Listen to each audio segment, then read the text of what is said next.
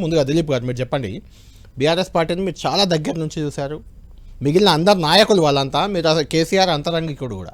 ఆయనతో పాటు ఒకే రూమ్లో ఉండి ఒకే రకమైన కార్యకలాపాలు నిర్వహించిన వ్యక్తుల్లో మీరు ఒకరు.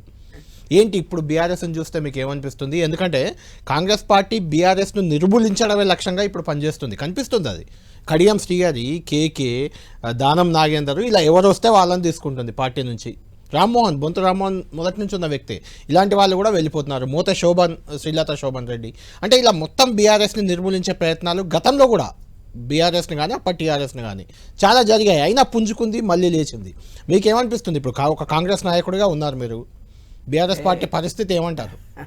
అన్ఫార్చునేట్ అది. యాక్చువల్లీ మీరు అన్నట్టు లాంగ్ అసోసియేషన్ మాకు కూడా కేసీఆర్తో ఉండే సందర్భంలో ఆ పార్టీ ఈ పద్ధతిలో ఒక పేక వెడలా కూలిపోతుందని అయితే అనుకోలే. కొలాప్స్ అవుతుంది అని అనుకున్నాం కానీ మరి ఇంత స్పీడ్గా అది ఒక పేక మెడలా కూలిపోతుందని అయితే అనుకోలేదు. కూలిపోయింది అనుకుంటున్నా. డెఫినెట్లీ కూలిపోయింది. మీరు అన్నట్టుగా కేసీఆర్ అనేవాడి మీద అంత నెగటివ్ ఉండకపోవచ్చు, బట్ రకరకాల కారణాలు, కర్ణుడి చావుకు 100 కారణాలలాగా ఆ పార్టీలో పెరిగినటువంటి అహంకారం, ఎవరికైతే ఆశ్రిత పక్షపాతము, తర్వాత ఉద్యమకారులు కాని వాళ్ళు మీరు మెన్షన్ చేశారు కదా, మొదటి నుంచి ఉన్న వాళ్ళు ఎవరు ఉద్యమకారులు, వాళ్ళని కాకుండా పక్కకు పెట్టి ఉద్యమ ద్రోహులకు, అసలు తెలంగాణ వద్దన్న వాళ్లకు పెద్దపేట వేసిన విధానం అనేది ఆ పార్టీలో వాళ్ళు కూడా జీవించుకోలేని పరిస్థితి ఉండేది. ప్రజలకు సహజంగా కూడా ఇప్పుడు వచ్చేవరకల్లా అవన్నీ ఫ్యాక్టర్స్ను గమనిస్తారు కదా ప్రజలు. సో ఇవి బయటి ఫ్యాక్టర్సే ఎక్కువ ఆయన ఫ్యాక్టర్స్ కంటే. అపజయాలు చవి చూడడం అనేది ప్రతి పార్టీ కూడా సహజం. ఒకసారి పడుతారు, ఒకసారి లేస్తారు, అందులో కామనే. కానీ బట్ ఆ పార్టీ కూడా ఉద్యమ క్రమంలో మేము అప్పుడు ఉన్న సందర్భంలో కూడా, ఇప్పుడు మొదటిసారి కాంగ్రెస్తో అలయన్స్ పెట్టుకున్న సందర్భంలో అలయన్స్ లేకుండానే పోటీ చేద్దాం అనుకున్నాడు కేసీఆర్.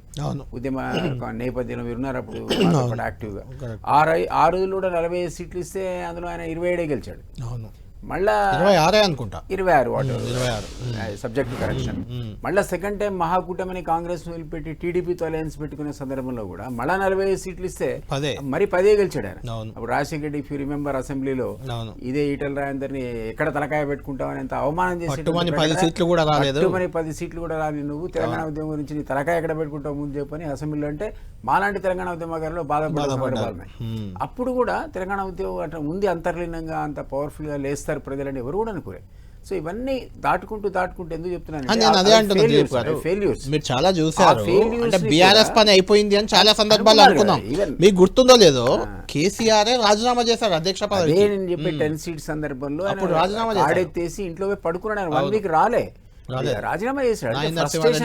తెలంగాణ రాదనేటువంటి నిర్ణయానికి వచ్చాడు అట్లాంటి టాప్ లీడర్. అవును, అయినా వచ్చింది కదా. అయినా కూడా అందరు పోయి బతిలాడి ఏం కాదని మీరన్న ఓటములు సహజం అని చెప్తే మళ్ళా బయటకు వస్తే అది ఎట్లా లేచిందో మనందరం చూసాం. మళ్ళా ఒక సందర్భంలో చాతగాదని వదిలేశాడు. ఇప్పుడు ఇక కాంగ్రెస్ ఇవ్వదనే కంకులకు వచ్చాడు. ఫామ్ హౌస్ కు ఆల్మోస్ట్ రిటైర్ అయ్యాడు. పోయే ముందు ఒక జేఏసీని ప్రమోట్ చేశాడు. మా ఒక్క శక్తి సరిపోదని. అప్పుడు కోదండరాం లీడ్ తీసుకున్న సందర్భంలో, అన్ని పార్టీలు చేరిన సందర్భంలో ఒక సగల పోరాటము, లేకపోతే సాగరహారము, ఇవన్నీ మిలియన్ మార్చ్, అసెంబ్లీ ముట్టడి, ఒక ఊపు.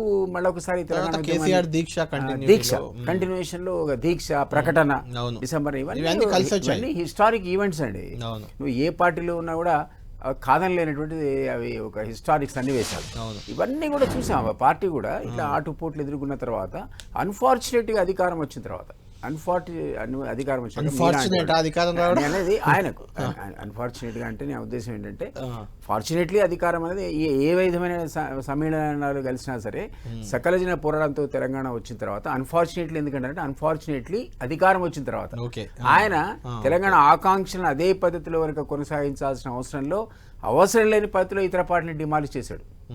అసలు అవసరమే లేదు. 63తోనే నువ్వు గవర్నమెంట్ కంటిన్యూ చేసుకుంటే అడిగేవాడే లేదు. మొదటిసారి అధికారం, రెండోసారి 88 ఇచ్చారు. అయినా ప్రజలు అంత వేరే డిమాలిష్ చేసి అది అన్డెమోక్రటిక్. అది నువ్వు ఎవరిని కొట్టినా, కాంగ్రెస్ ని కొట్టినా, టీడీపీని కొట్టినా, ఒక అన్నెసరీ కల్చర్, ఒక ట్రెండ్ క్రియేట్ అయింది. అయినా ప్రజలు యాక్సెప్ట్ చేసి నీకు 83 సీట్స్ ఇచ్చినా, 88 ఇచ్చినా కానీ ఎందుకు నీకు మళ్ళా ఏ అవసరం ఉందని నువ్వు వేరే వాళ్ళకు పెద్ద పీటేసి కాళ్ళు మొక్కినోడికేమో ఎమ్మెల్సీ ఇచ్చి, లేదా 150 కోట్లు పట్టుపడ్డోడికి రాజ్యసేవ ఇచ్చి, తెలంగాణ ద్రోహులకు మంత్రి పదవులు ఇచ్చి, ఇవన్నీ అనే సిరీస్ ఆఫ్ మిస్టేక్స్ అవి. దానికి ఆ కారణం చేత అది ఆయన మళ్ళీ ఒకసారి పతనం దిశగా పార్టీ పోయింది. కానీ బట్ నేను ఆల్టుగెదర్ ఆయన రైట్ ఆఫ్ చేయడానికి ఎవరికి కూడా కరెక్ట్ అని అయితే అనుకోను.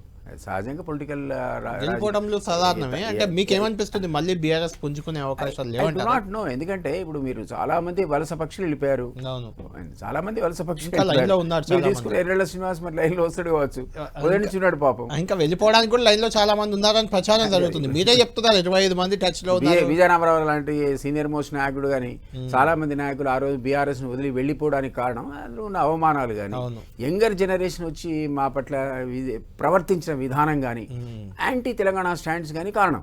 మాకేం తెలంగాణ మీద ప్రేమ ఏ పార్టీలో ఉన్నా మా అందరికీ ఉంది. ఇప్పటికీ మేము కట్టుబడి ఉన్నాం తెలంగాణ నినాదానికి, అభివృద్ధికి కట్టుబడినటువంటి వాళ్ళం మేమంతా. సో పెద్ద పదవులు ఆశించిన వ్యక్తి అయితే విజయరామరావు కాదు కదా. సో ఇట్లా మొదటి శాసనసభ పక్ష నేతగా ఉన్నారు, మంత్రిగా ఉన్నారు, ఎంపీ మంత్రి అన్ని చేశారు. మొన్న మధ్య మేము కలుసుకున్నాం, కాజీపేటలో వస్తారా అన్నాడు. నేను పోతే దూరం నుంచి భుజం మీద బ్యాగ్ పెట్టుకుని వస్తున్నాడు. బ్యాగ్ మోసం ఏం సార్ మీరు బ్యాగ్ నెత్తిన పెట్టుకుని రావడం ఏంటన్నాను. అంటే సింప్లిసిటీ, చాలా సింప్లిసిటీ. ఇట్లాంటి వాళ్ళందరినీ కూడా ఆయన వదులుకున్నాడు కదా. సో అది ఈ రోజు ఉన్నటువంటి నెగటివ్. రైట్ దిలీప్ గారు ఖచ్చితంగా ధీమాగా 8-12 అంటున్నారు ఒకటి. రెండోది, మీ కాంగ్రెస్ లో కానీ బీజేపీలో కానీ ఆయన చెప్పిన దాంట్లో ఒక వ్యాలిడ్ పాయింట్ ఉంది. మీరు కూడా ఆ పార్టీ నేతలను, బీఆర్ఎస్ నేతలను తీసుకునే టికెట్లు ఇచ్చారు. మీకేం నమ్మకం ఉంది లోక్సభ ఎన్నికల్లో బీఆర్ఎస్ పరిస్థితి ఏమనిపిస్తుంది? కాంటెంపరీ పొలిటికల్ సిచ్యుయేషన్ లో ఇక్కడ ఏ అభ్యర్థి వస్తాడో, ఎవరు తీసుకుంటాడో ఆయా పార్టీలు అప్పుడున్న అవసరాలను బట్టి, క్యాండిడేట్స్ని బట్టి అది ఫ్లక్చుయేషన్ ఉంటుంది. బీఆర్ఎస్ ఎమ్మెల్యేని తీసుకొని మీరు ఎంపీ టికెట్ ఇవ్వడానికి ఎలా సమర్థించుకుంటారు? ఏమంటానంటే బీఆర్ఎస్ ఎమ్మెల్యే ఉన్న ఈక్వేషన్స్ లో చట్టబద్ధం కాదు కదా. నైతికంగా అయినా కరెక్ట్. అది నైతిక చర్చలకి ఈ రోజు పార్టీ అది మర్చిపోవాలి. అసలు ఆస్పెక్ట్ టీఆర్ఎస్ కథం చేసింది. డెమోక్రటిక్ ప్రాసెస్ ఏంటి, యాంటీ డిఫెక్షన్ బిల్లు అనేది మొదట్లో మీ కాంగ్రెస్ మేనిఫెస్టోలో పెట్టారు, పార్టీ మారినాన్ని ఇమ్మీడియట్ తొలగించాలి. మా మేనిఫెస్టోలో ఉంది. బీఆర్ఎస్ కూడా రాజీనామా చేస్తేనే చేర్చుకుంటామని వాళ్ళతో కొట్టేయడానికి ఈవెన్ మాజీ ముఖ్యమంత్రి గారు కూడా తలలు దిగడం గురించి, రాళ్ళు పెట్టి కొట్టమనడం, ఇవన్నీ హిస్టరీలో ఉన్నాయి ఆ చర్చలు. అని పక్క పెట్టే కదా ఈ చేరికలు.